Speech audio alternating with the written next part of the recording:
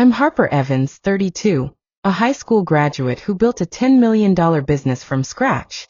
Growing up in small-town Michigan, I never imagined I'd achieve this level of success, or that my mother-in-law Judith would one day call me uneducated trash at a family dinner. My husband Ethan, my high school sweetheart, always supported my dreams, even when his family didn't. That fateful night, what started as a typical family gathering ended with a decision that changed everything. Before I tell you how I ended up trading my in-laws' mansion for my own beachfront paradise in Hawaii, let me know where you're watching from. And don't forget to subscribe if you want more stories about standing up for yourself. I grew up in Oak Ridge, Michigan, where my parents worked multiple jobs just to keep our lights on. Dad worked at the local factory during the day and drove for a delivery service at night. Mom cleaned houses and waited tables on weekends. Despite their exhaustion, they always made time for me, their only child. They taught me the value of hard work, something I'd carry with me forever. Our small two-bedroom house was nothing fancy, but it was home. I shared a room with boxes of my mom's cleaning supplies and the seasonal decorations she couldn't fit in our tiny attic. While other kids got new clothes every school year, I learned to be creative with thrift store finds. Even as a teenager, I had the entrepreneurial bug. At 15, I started making simple beaded bracelets and selling them to classmates. I'd buy supplies with my babysitting money, create the jewelry during lunch breaks, and sell them after school. It wasn't much, but that first taste of earning my own money was intoxicating. Sophomore year changed everything. I was assigned as Ethan Parker's lab partner in chemistry class. Ethan was everything I wasn't. Confident, from a wealthy family, college-bound from birth. With his wavy brown hair and kind eyes, he was also undeniably cute. I was sure he'd be disappointed to be paired with me, the girl who wore the same 3 outfits every week. "You're Harper, right?" he asked on our first day as partners. "I've seen you selling those bracelets. That's pretty cool." I was stunned that he'd even noticed me, let alone my little business venture. "Thanks. It's just something I do for extra cash." "No, seriously. Most kids our age just ask their parents for money. You're making your own. That's impressive."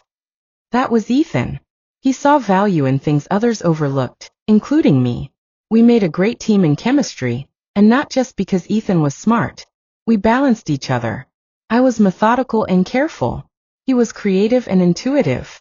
Our grades were the highest in the class, and our conversations stretched far beyond chemical compounds. We started dating 3 months into the school year. Our first date was at the local diner where my mom sometimes worked. I was mortified when she came out to take our order, but Ethan charmed her instantly. He had that effect on people. Meeting his family was a different story. The Parkers lived in Lakeside Heights, the affluent neighborhood across town. Their house was practically a mansion compared to mine, with its manicured lawn and 3-car garage. Judith Parker, with her perfectly highlighted hair and tennis club membership, sized me up the moment I walked in. "So you're the girl Ethan's been mentioning," she said, her smile not quite reaching her eyes. "What does your father do again?" "He works at Midland Manufacturing," I answered, trying to sound proud. "Oh, isn't that nice?" The way she said it made clear it was anything but. Walter, Ethan's father, was warmer. A successful attorney who'd built his practice from the ground up, he seemed to respect hard work wherever he found it. Ethan's siblings, Grace and Michael, were polite but distant, clearly taking cues from their mother. As high school progressed, Ethan and I grew closer despite the obvious social divide. When senior year came, he was accepted to Cornell University, his father's alma mater. I hadn't applied anywhere. College wasn't in the cards for me financially, and besides, I had different dreams. "You could get scholarships," Ethan insisted. "You're smart enough." "Maybe," I said. "But that's not what I want right now. I want to start working, maybe save up to start a real business someday." He respected my decision even if his family didn't. Judith was particularly vocal about my lack of ambition. "You know she'll never fit into our world," I overheard her telling Ethan one night before prom. "A girl with no education has no future." But Ethan stood his ground. "Harper is the most ambitious person I know. She just has a different path." We promised to make the long-distance relationship work when he left for New York.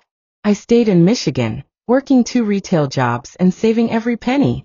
In the evenings, I taught myself graphic design and basic marketing principles through free online resources at the public library.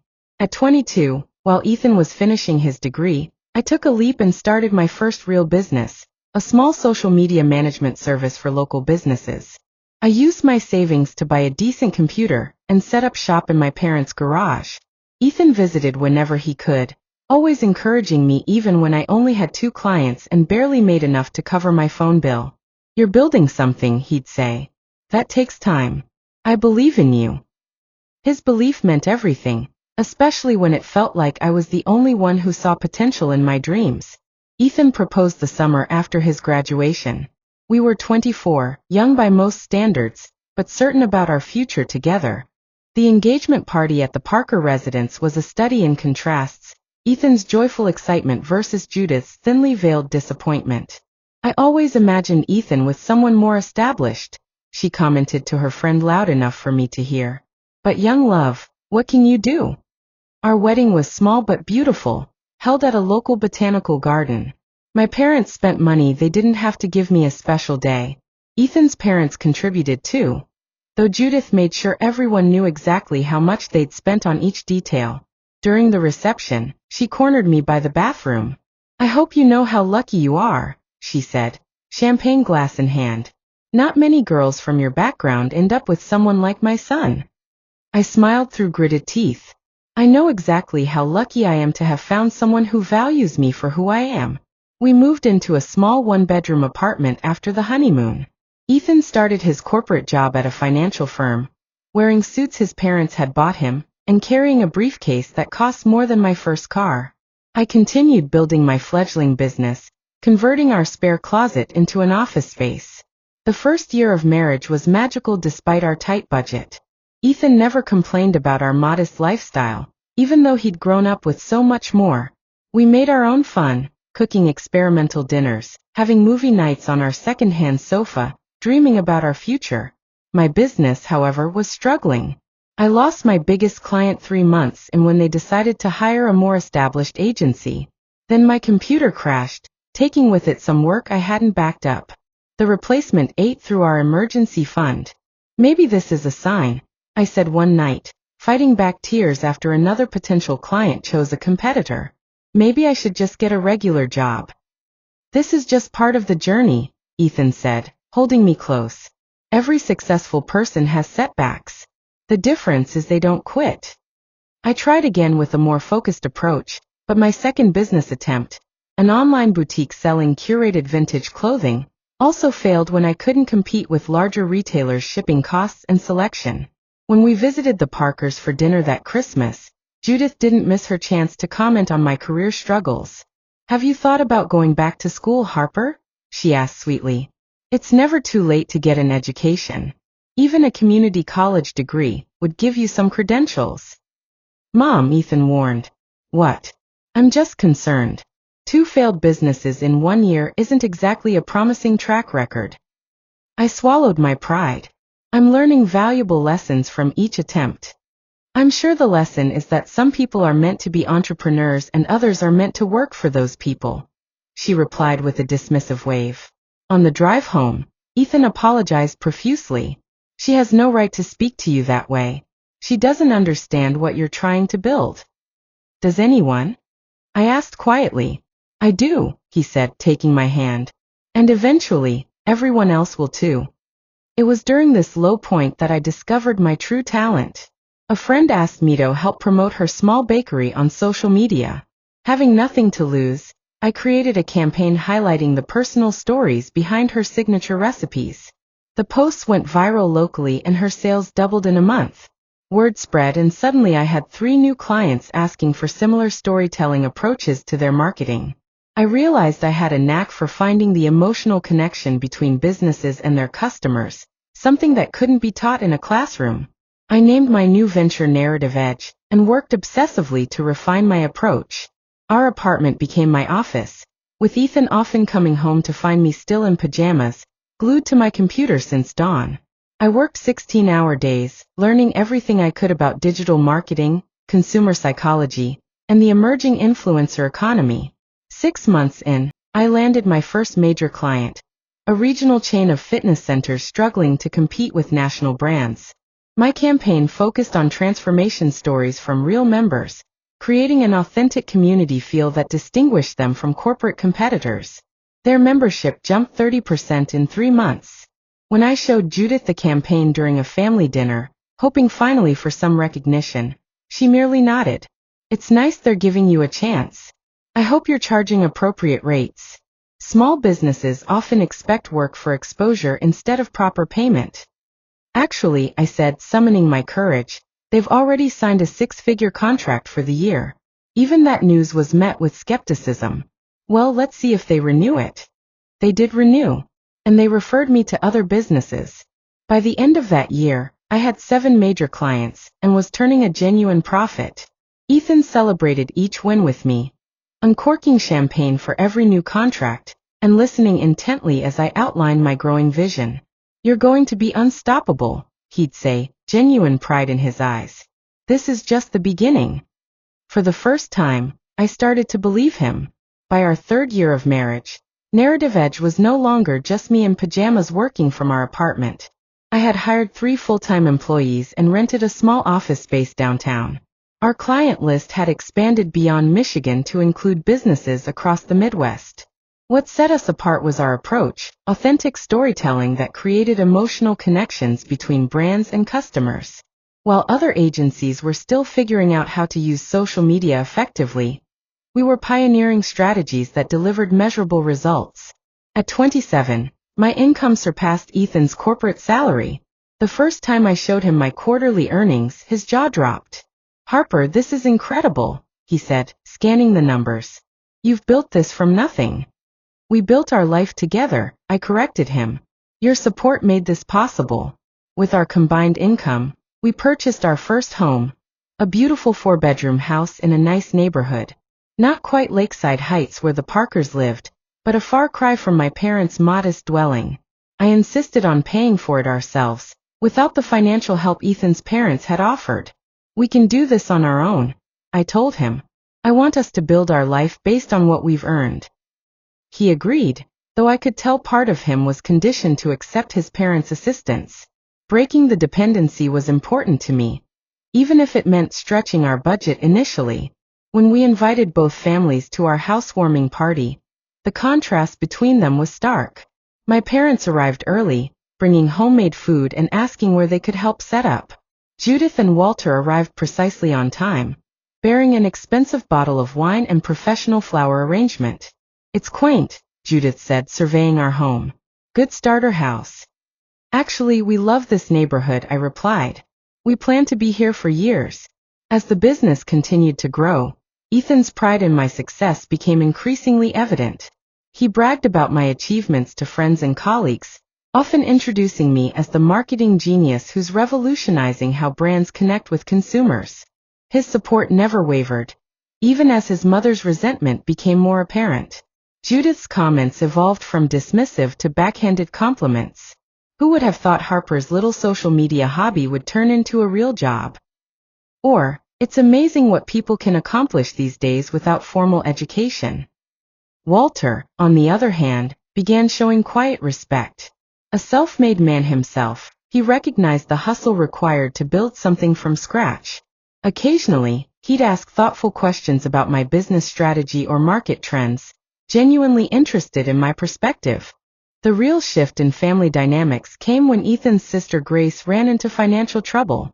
After graduating from an expensive private university with an art history degree, she struggled to find work that could cover both her living expenses and substantial student loans. I can help, I offered without hesitation when Grace tearfully explained her situation during Sunday dinner at the Parkers. What if we cover your loan payments for a year while you get established? Judith bristled. That's very generous, but Grace doesn't need charity. It's not charity, Ethan said firmly. It's family helping family. We ended up paying Grace's tuition for a specialized digital design certificate program that made her more marketable, plus covering her loan payments until she landed a good job. The gratitude in her eyes meant everything to me. Having grown up with so little, being able to help someone else was a gift. A few months later, Ethan's brother Michael faced a medical crisis, a rare condition requiring specialized treatment his insurance wouldn't fully cover. Without discussion, I transferred the money needed to cover his medical bills, approximately $50,000. When Michael tried to refuse, I simply said, "Family doesn't let family suffer when they can help." The look on Judith's face was complicated, a mixture of gratitude, resentment, and something like shame. She had always viewed me as beneath them, and now I was the one with the means to help her children in ways she couldn't. Our family gatherings took on a different tone after that. The power dynamic had shifted. I was no longer the uneducated girl who had somehow trapped Ethan. I was a successful businesswoman who had earned her place at the table, and Judith couldn't stand it. At Thanksgiving that year, she made a show of complimenting my business acumen before adding, "Though I suppose without the burden of college, you had plenty of time to focus on work while others were getting educated." I smiled pleasantly. Education comes in many forms. I'm grateful for the path that led me here. As my business approached the 5-year mark, we had 20 employees, an office in downtown Grand Rapids, and clients across the country. Narrative Edge had become known for transforming how companies engage with consumers, particularly millennials and Gen Z audiences. I never forgot where I came from. I hired several people from my old neighborhood, including my high school counselor's daughter, who needed a fresh start after recovery. I established a scholarship for entrepreneurial-minded students who chose alternative paths to success. And I made sure my parents never had to work multiple jobs again. Through it all, Ethan remained my biggest champion, always believing in me even when I doubted myself. Our partnership was stronger than ever, even as his mother's resentment cast a growing shadow over family gatherings. The day Narrative Edge hit a $10 million valuation was surreal. I was 30 years old, sitting across from potential investors who wanted to take my company to the next level. Their offer included expansion capital, strategic partnerships, and resources to scale nationally while keeping me at the helm. "You've built something remarkable," said the lead investor, a woman who'd appeared on the cover of Forbes. "Your approach to digital storytelling is changing the industry." That evening, Ethan and I celebrated with a private dinner at the best restaurant in the city. We ordered champagne neither of us could have afforded 5 years earlier. To the girl who sold handmade bracelets in high school, Ethan toasted, his eyes shining with pride. "Look at you now." To us, I corrected, "I couldn't have done this without you believing in me." With our newfound financial freedom, we purchased a luxury vacation home in Kauai, Hawaii. 3 bedrooms overlooking the ocean with a private path to the beach.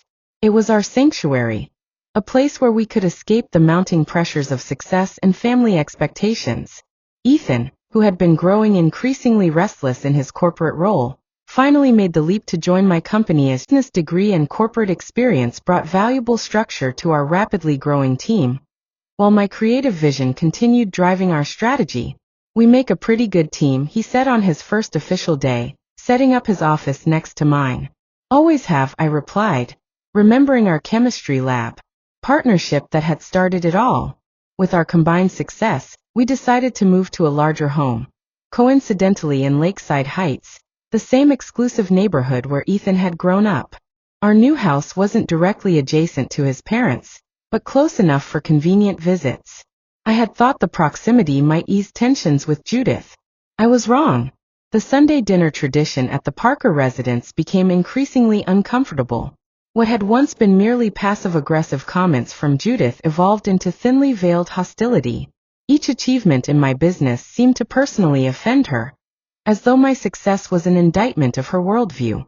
"Harper's company is expanding to Chicago next month," Ethan announced proudly during one such dinner. "How nice," Judith replied coldly. "Though I wonder if all this business travel is healthy for a marriage. Don't you miss having a wife who's actually home, Ethan?" "Harper's building an empire," Grace interjected, having become one of my strongest advocates since I'd helped with her education. "And Ethan's right there building it with her." "Yes, well, some of us had more traditional values about a woman's role," Judith sniffed.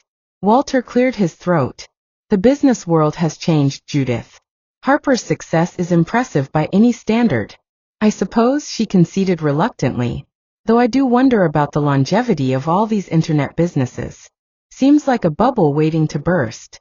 As our financial situation continued to improve, I found myself covering more family expenses. When the Parkers planned a family vacation to Europe, I insisted on paying for everyone's first-class flights and luxury accommodations as a Christmas gift. "You really don't need to do this," Walter protested, though not very forcefully. "I want to," I said. "Your family." I funded Grace's down payment on her first condo. I paid for Michael's wedding at a vineyard in Napa Valley. I even covered the extensive renovations on the Parkers' vacation home in Aspen. It was during the planning of those renovations that I discovered something that genuinely hurt. I had been paying for Judith and Walter's country club membership for the past 2 years. Ethan had set it up as an automatic payment from our joint account after Walter had mentioned financial concerns during the economic downturn. "Why didn't you tell me?" I asked Ethan, not angry but wounded. "I didn't want to make a big deal about it," he admitted. "Dad's investments took a hit, and they were embarrassed. Mom would be mortified if she knew we were covering it." "The same mother who constantly belittles my career and education level? She's from a different generation," he said weakly. "She doesn't mean to be hurtful. But she did mean it." And as our success grew, so did her resentment. The dynamic became increasingly toxic, with Judith making comments about new money and how education provides refinement that money can't buy. What bothered me most wasn't the ingratitude, but the effect it was having on Ethan. He was caught between his love and respect for me and his lifelong conditioning to please his mother. After each family gathering, he would be drained and quiet, torn between two worlds. "We don't have to keep going to these dinners," I suggested one Sunday night as we drove home in tense silence. "They're my family, Harper," he said, fatigue evident in his voice. "And I'm your wife. I'm tired of being treated like an interloper after 7 years of marriage." He reached for my hand. "I know. I'll talk to her again." But the talks never changed anything. If anything, they made Judith more subtle in her criticism, cloaking her barbs in concerns about our workload or childless status, another favorite topic of hers. "At some point, you'll want to slow down and focus on giving Ethan a family," she said during a poolside conversation at their home. "A woman's most important job isn't in an office after all." I had bitten my tongue countless times, respecting Ethan's desire for family harmony. I had overlooked the slights, paid for family expenses without recognition, and tried to win over a woman who had decided from day one that I wasn't good enough for her son. But even my patience had limits, and they were about to be tested in a way I never expected. The dinner that changed everything was meant to be a celebration of Grace's new job at a prestigious design firm, a position she'd earned through the skills gained in the program I had financed. Judith had planned an elaborate gathering at their mansion, inviting extended family and close friends to commemorate her daughter's achievement. I spent extra time getting ready that evening, selecting a tasteful designer dress and the pearl earrings Ethan had given me for our anniversary. Something told me to make an effort, to armor myself in the trappings of success that even Judith couldn't dismiss. "You look beautiful," Ethan said as we pulled into his parents' circular driveway. "Thanks. Let's try to enjoy tonight," I replied, squeezing his hand. "This is about Grace after all." The Parker mansion was impressive, as always, a colonial-style home with perfectly manicured gardens and a 3-story foyer with a crystal chandelier. Judith greeted us at the door, already holding a glass of wine, though it was barely past 6. "Ethan, darling," she cooed, embracing her son while barely acknowledging me. "Everyone's in the living room. Grace is absolutely glowing." The evening started pleasantly enough. Grace was indeed radiant, excited about her new role and genuinely grateful for the support I'd provided. "I couldn't have done it without Harper," she told a group of relatives. "She believed in me when I was ready to give up." "Well, she certainly has money to throw around," Judith interjected, laughing too loudly, "though I'm sure your natural talent would have found a way regardless." I noticed she was refilling her wine glass more frequently than usual, her cheeks growing flushed as the evening progressed. Walter seemed to notice too, occasionally giving her concerned glances that she ignored. By the time we sat down for dinner in their formal dining room, Judith was visibly intoxicated. Her comments grew less guarded, her smile more brittle. I braced myself for whatever might come. The conversation flowed around business success, with several guests asking about Narrative Edge's growth and Ethan's transition to working with me. I kept my answers modest, not wanting to fuel Judith's resentment. Harper's been recognized in Marketing Innovator magazine this month, Ethan mentioned proudly. That's incredible, Grace said. For someone self-taught, you've accomplished so much. Self-taught, Judith repeated, swirling her wine. Yes, that's one way of putting it. Others might say uneducated. An uncomfortable silence fell over the table. Mom, Ethan warned. What? I'm complimenting her resourcefulness. Not everyone needs fancy degrees to make money these days. The internet has made that possible. I took a measured breath. Education comes in many forms, Judith. I've always been a learner, just not in a traditional classroom setting. Clearly, she said with a dismissive wave. Though there's something to be said for the refinement that comes with higher education. The connections, the cultural awareness. Walter cleared his throat. I think what matters is results, and Harper's results speak for themselves. The conversation shifted as the main course arrived, but Judith wasn't finished.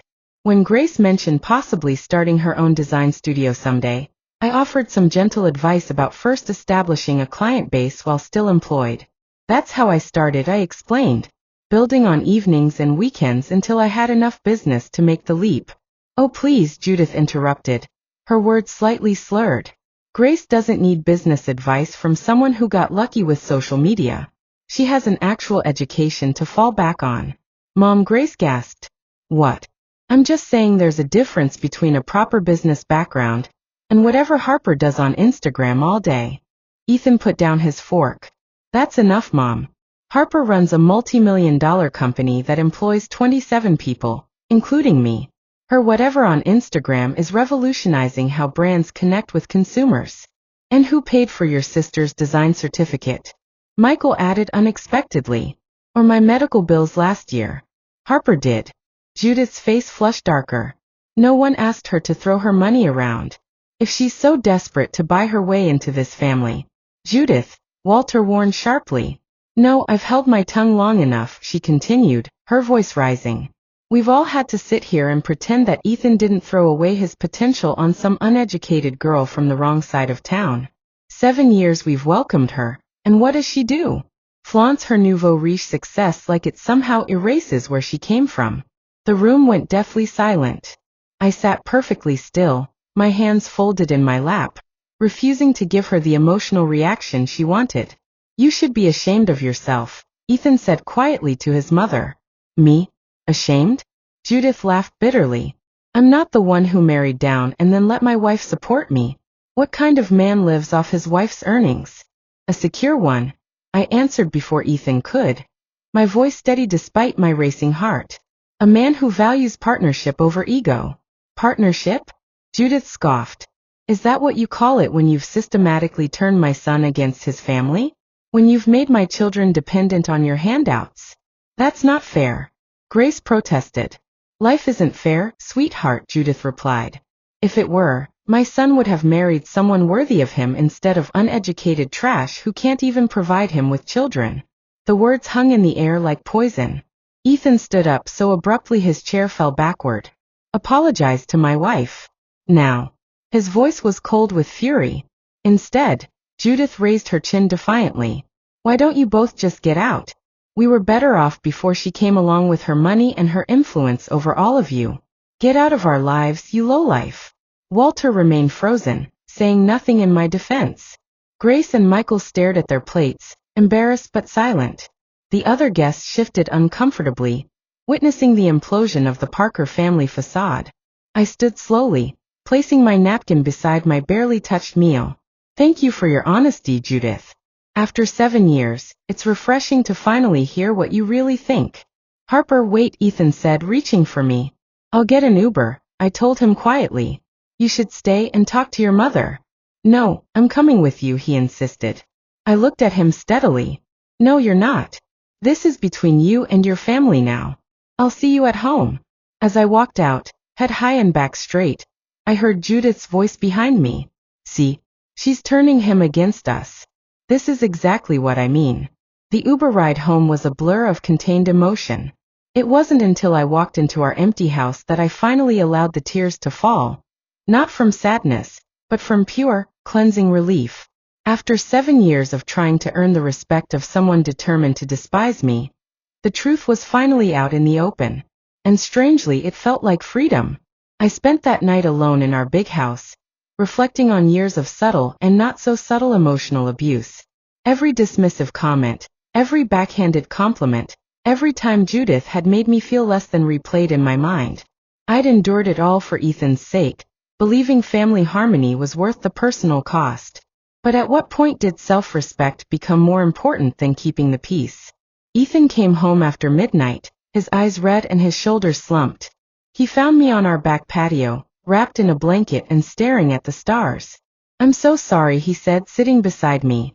"There's no excuse for how she behaved." "Did she apologize?" I asked, already knowing the answer. "She said she'd had too much to wine and didn't mean it the way it sounded." I laughed softly. "So no, she didn't apologize. Dad's furious with her. So are Grace and Michael." He took my hand. "Everyone knows she was wrong. But no one stopped her," I pointed out. "Not until you did." They were shocked. We all were. I turned to look at him directly. "Were you really shocked, though? Or was it just the first time she said out loud what she's been implying for years?" He couldn't hold my gaze, which was answer enough.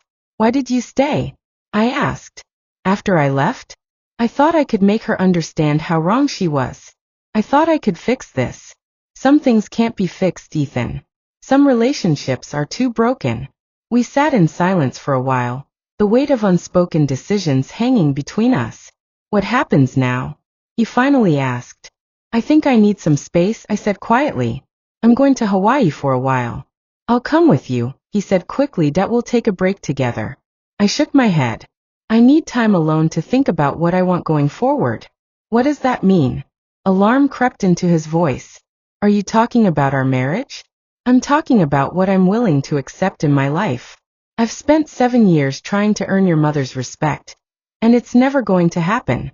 I can't keep pretending these Sunday dinners aren't slowly killing my spirit." "We'll stop going," he promised. "I'll set firmer boundaries." "You've said that before," I reminded him gently. "But you're caught in the middle, and that's not fair to you either." The next morning, we had a calmer conversation over coffee. Ethan promised to stand up to his mother, to demand a genuine apology, to protect me from further abuse.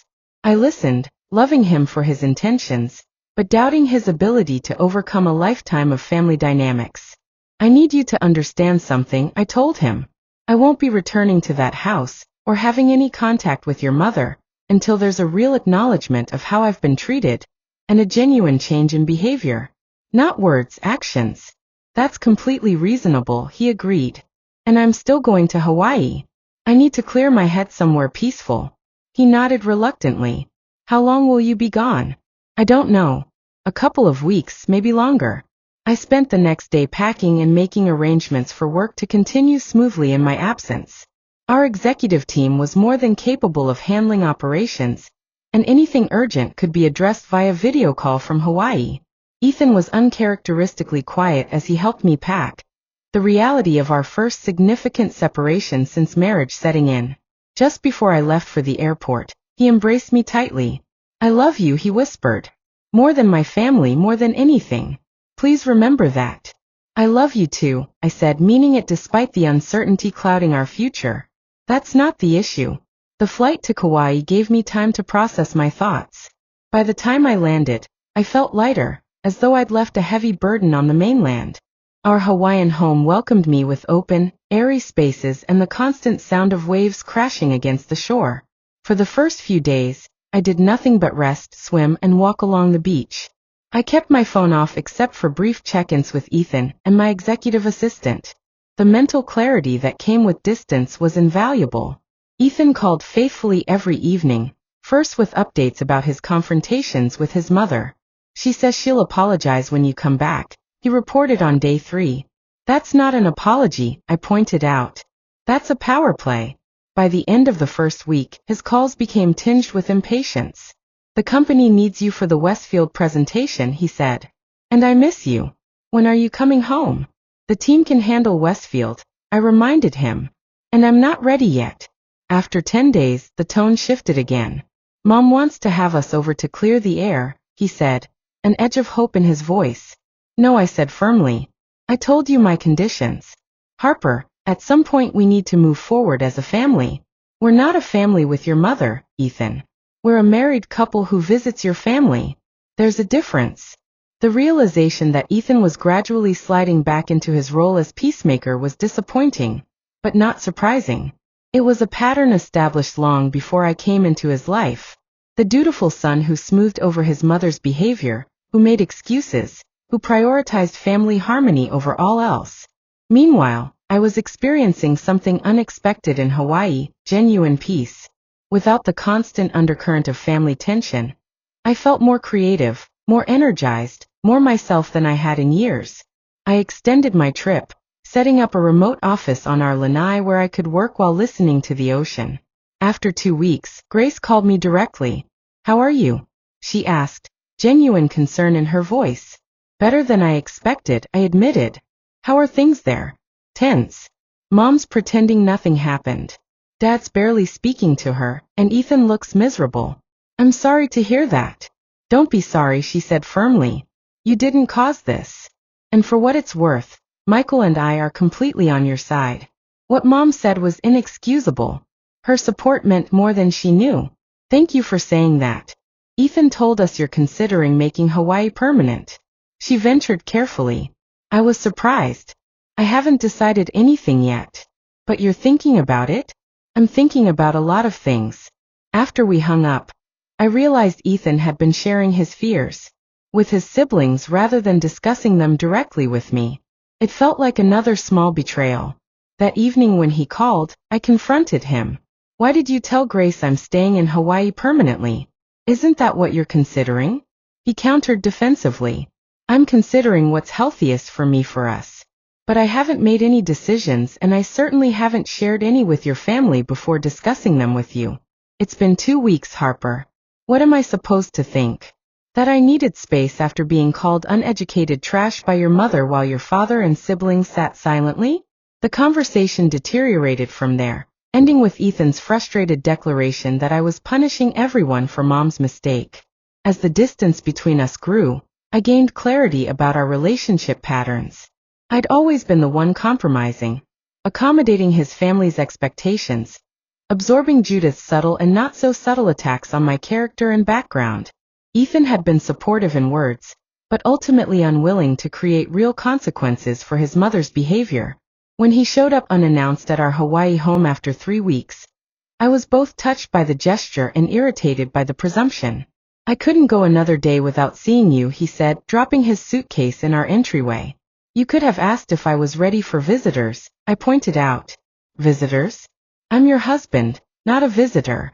We spent that first evening in careful conversation, like strangers relearning each other's boundaries. By the second day, the reality of our situation became clear. Ethan had come expecting me to return with him, to resume our life as though nothing fundamental had changed. I'm not going back to the way things were, I told him as we walked along the beach at sunset.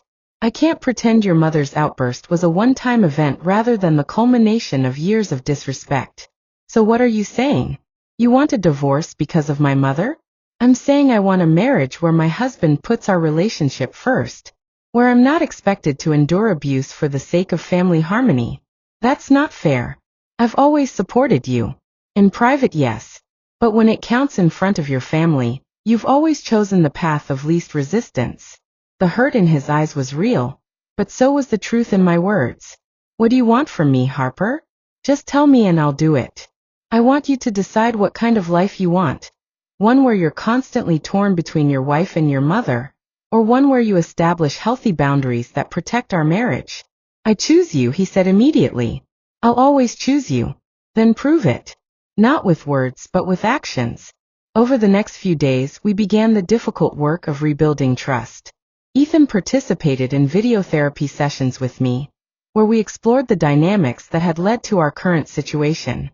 He came to recognize patterns he'd never questioned before, how his mother's manipulation had been normalized, how his role as peacemaker had become a burden rather than a strength. A week into his visit, Judith called with a half-hearted apology, clearly expecting it would be enough to restore the status quo. I may have been a bit harsh, she said, the speakerphone carrying her voice across our Hawaiian living room. I was only concerned about Ethan's future. 7 years into our marriage, you're still concerned about his future with me? I asked calmly. Well, you know what I mean. Family is important. Yes, it is, I agreed. Which is why I won't subject myself or Ethan to your disrespect anymore. Her tone chilled. So that's how it's going to be. You're taking my son away to your island paradise and cutting him off from his family. Ethan finally stepped in. No one's cutting anyone off, Mom. But things will be different going forward. Harper deserves genuine respect, not tolerance. I've always respected. No, you haven't, he interrupted firmly. And until you can acknowledge that and make real changes, we'll be keeping our distance. It was the first time I'd ever heard him speak to his mother that way. The silence on the other end of the line spoke volumes. After the call, I looked at my husband with new eyes. Thank you for that. He took my hands in his. It's long overdue. And you were right. This isn't just about what happened at dinner. It's about years of disrespect that I allowed to continue. That night, we made a decision. Hawaii wouldn't be just a vacation home anymore. It would be our primary residence, at least for the foreseeable future. We can open a West Coast office, I suggested. Expand the business in a new direction. I love that idea, Ethan said, the excitement in his eyes reminding me of the boy I'd fallen in love with in chemistry class. A fresh start. As we lay in bed that night, listening to the ocean, I felt a sense of peace I hadn't experienced in years. The confrontation with Judith had been painful but necessary, the catalyst for change we'd both needed. Do you think your mother will ever truly accept me? I asked Ethan, my head on his chest. I don't know, he answered honestly. But I know it's not your job to make her. And it's not mine to make you try anymore. In that moment, I knew we would be okay. Not because everything was resolved, but because we were finally confronting the real issues instead of pretending they didn't exist. Sometimes you have to leave to find your way home again. To yourself and to each other. 2 weeks turned into a month, which stretched into 6 weeks of Hawaiian living. The island's natural rhythm became our own. Early mornings walking on the beach. Productive workdays in our home office overlooking the ocean. Evenings watching the sunset with fresh local food. Far from the tension of the Parker family dynamics, Ethan and I rediscovered the easy partnership that had been the foundation of our relationship. We established a new branch of Narrative Edge focused on sustainable tourism and local businesses, tapping into markets we hadn't previously explored. The distance from our Michigan headquarters initially worried me, but modern technology made virtual leadership entirely feasible. If anything, our team seemed energized by the company's expansion. Our therapy sessions continued, sometimes together and sometimes separately, helping us establish healthier patterns of communication and boundaries. Ethan was doing the hard work of recognizing and addressing his family's dysfunctional dynamics, something that took courage I deeply respected. I never realized how much energy I spent managing my mother's emotions, he admitted one evening as we sat on our lanai. It was just normal to me. You've been doing it your whole life, I said gently. Breaking those patterns takes time. Back in Michigan, the situation with the Parkers evolved in unexpected ways.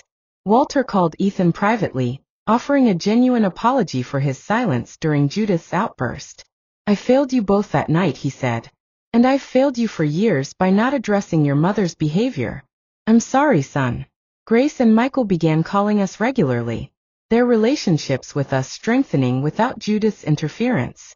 They even started planning visits to our Hawaiian home, excited to experience our new life. Judith, meanwhile, oscillated between icy silence and performative attempts at reconciliation. She sent an extravagant gift basket that neither acknowledged her behavior, nor offered a sincere apology. When that didn't produce the desired response, she tried guilt through intermediaries. Your mother is devastated, Walter reported during one call. She hardly leaves her room some days. I'm sorry she's struggling, Ethan replied, newfound strength in his voice. But her feelings aren't our responsibility. When she's ready to have an honest conversation, we're open to that. After 2 months, Judith finally called me directly, something she'd never done before. "I suppose I owe you an apology," she began stiffly. "I appreciate that," I said, waiting for more. "I may have been harsh at dinner that night. You called me uneducated trash and told me to get out of your life," I stated calmly. After 7 years of subtle and not so subtle disrespect, the silence stretched between us. "I was upset," she finally said. "You've taken my son away from his family, and now moved him across the country. Ethan is a grown man who makes his own choices," I reminded her. "And he's not across the country, he's a phone call away. The distance is emotional, not just physical." "What do you want from me, Harper?" she asked, exasperation evident in her voice. "Nothing," I answered honestly. "I don't need anything from you. Ethan and I are happy here. The question is, what do you want? Because if it's a relationship with your son, you'll need to accept that we're a package deal." There was no dramatic reconciliation, no tearful apology, just a measured acknowledgement that things needed to change. It wasn't perfect, but it was a start. 3 months into our Hawaiian life, Ethan and I made the decision official.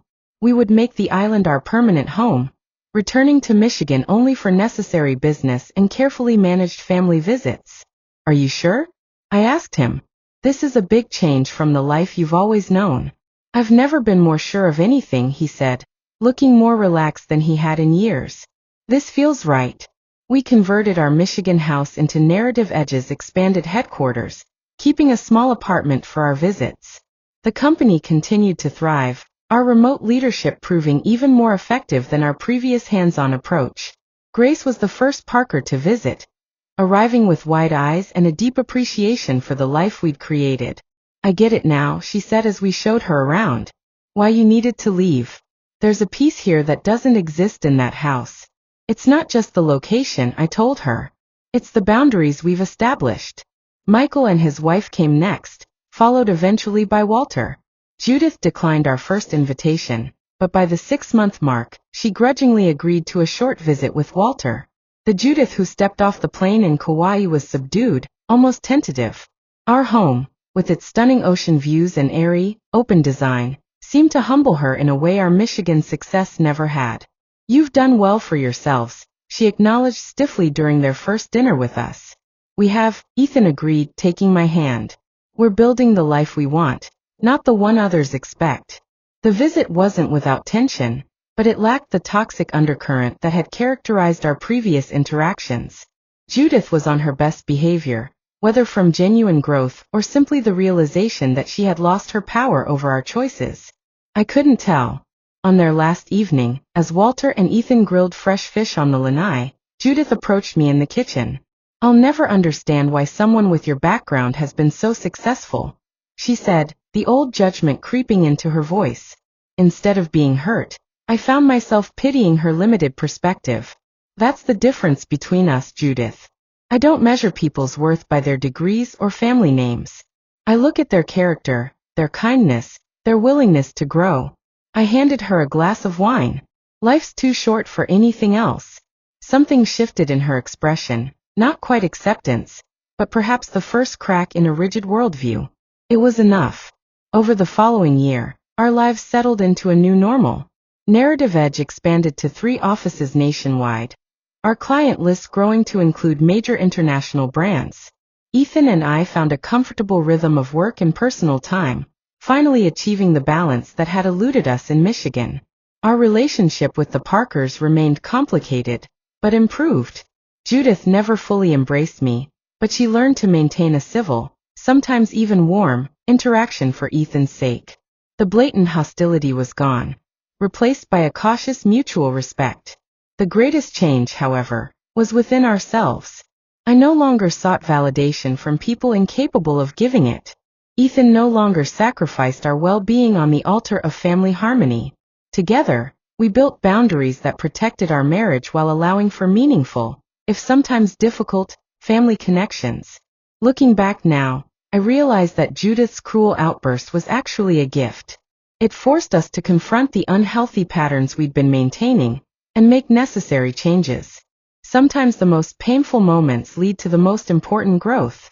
My journey from selling homemade bracelets in high school to building a multi-million-dollar company taught me about business, but my journey with Ethan's family taught me about self-worth. Financial success means nothing if you're still seeking approval from people determined to withhold it. True wealth isn't measured in dollars or prestigious addresses. It's found in relationships built on mutual respect, in work that fulfills you, and in the courage to walk away from situations that diminish your spirit, even when walking away takes you across an ocean. If you're in a similar situation, feeling undervalued despite your achievements, remember that situation. Feeling undervalued despite your achievements.